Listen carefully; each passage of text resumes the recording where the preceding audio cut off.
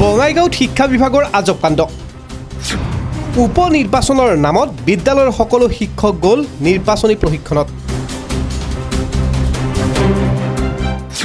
শিক্ষাৰ্থী ব্যস্ত মাৰ্বল খেলত। যাক লৈ তীব্ৰ প্ৰতিক্ৰিয়া ৰাইজৰ মাজত। এই ঘটনা বঙাইগাঁও জিলাৰ বৈতামাৰী শিক্ষা খণ্ডৰ অন্তৰ্গত মৌখোৱা টকৰাবাৰী উচ্চ বুনিয়াদী বিদ্যালয়ত।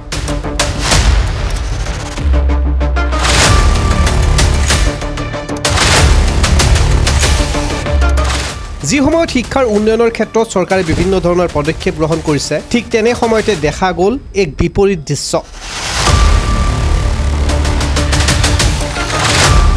বাইতামাৰী শিক্ষা খণ্ডৰ মৌখোৱা টকাবাৰী উচ্চ বুনিয়াদী বিদ্যালয়ত বিদ্যালয়খনৰ 7 গৰাকী শিক্ষক কৰ্মৰত আছে যদিও আটাইকেইগৰাকী বঙাইগাঁও সমষ্টিৰ উপ নিৰ্বাচনৰ বাবে নিৰ্বাচনী প্ৰশিক্ষণলৈকে লৈ যোৱাৰ ফলত বিদ্যালয়খন বন্ধ হৈ পৰে। এতিয়া বিদ্যালয়লৈকে অহা ছাত্ৰ ছাত্ৰীয়ে বিদ্যালয়খনত খেলে মাৰ্বল। ৰাইজৰ দাবী, শিক্ষা বিভাগে ছাত্ৰ ছাত্ৰীৰ প্ৰতি লক্ষ্য ৰাখি বিদ্যালয়খন খোলাৰ আখৰ, যাক লৈ এতিয়া তীব্ৰ প্ৰতিক্ৰিয়া কৰিছে স্থানীয় ৰাইজে।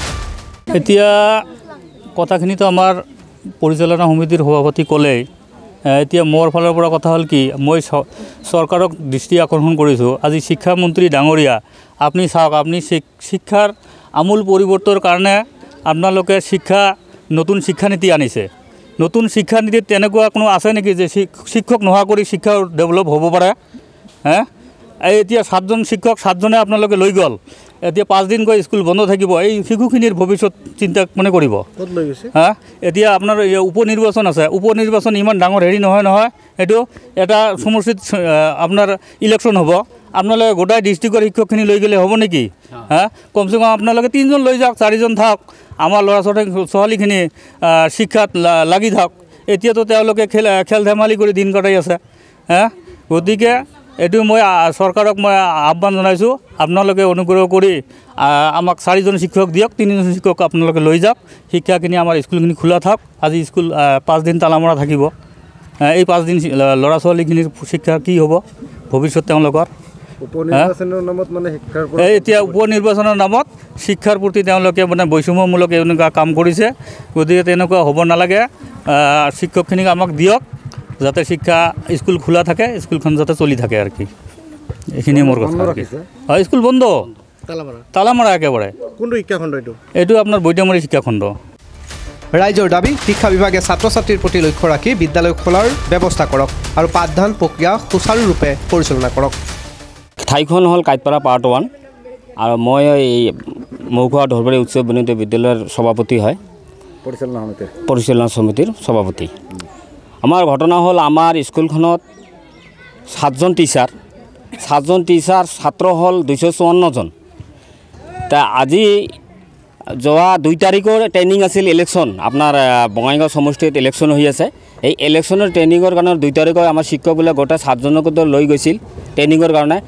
আজি 8 তাৰিখ, আজিও ট্ৰেইনিঙত লৈ গৈছে। ফিৰ 12 তাৰিখত ইলেকশ্যনত যাব, বক্স ল'ব, লৈ ইলেকশ্যন 13 তাৰিখে ইলেকশ্যন কৰি 14 তাৰিখে আৰু আহিব। আমাৰ আজিলৈ 4-5 দিনতে স্কুলখন আজি বন্ধ আমি গম পাইছোঁ।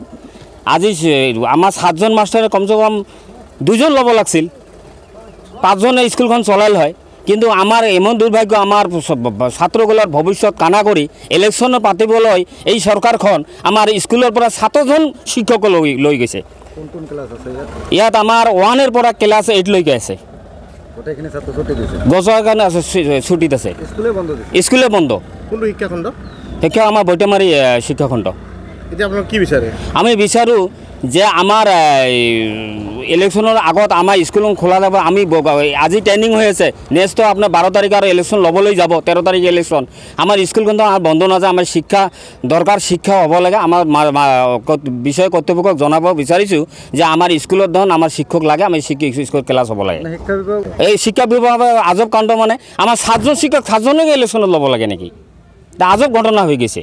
আৰু দ্বিতীয় কথা, আৰু স্কুলখনত আমাৰ হেণ্ডি টিচাৰ নাই। হেণ্ডি টিচাৰ আজি পৰ্যন্ত এটা ক্লাছ হোৱা নাই। এবছৰ গ'ল, পৰীক্ষা পাতিল, 6 মাহিলী পৰীক্ষা গ'ল, বছৰীয়া পৰীক্ষা পাতিব, আমাৰ হেণ্ডি টিচাৰ নাই স্কুলখনত। স্কুলখনে এম ই স্কুলটো জৰাজীৰ্ণ আমাৰ ভাঙাচাৰী স্কুলত বহিবলৈ ঠাই নাই আমাৰ চাটাই বেৰা স্কুল আমি বহুত দৌৰা দৌৰি গৈছোঁ আজি পৰ্যন্ত আমি কোনো পাকা পোৱা নাই বঙাইগাঁও জিলাৰ শিক্ষা বিভাগৰ এনে কাণ্ডই এতিয়া সচেতন মহলৰ মাজতো প্ৰশ্ন উত্থাপন হৈছে কেনেধৰণে চলিছে ৰাজ্যৰ শিক্ষা বিভাগ desk news report DB news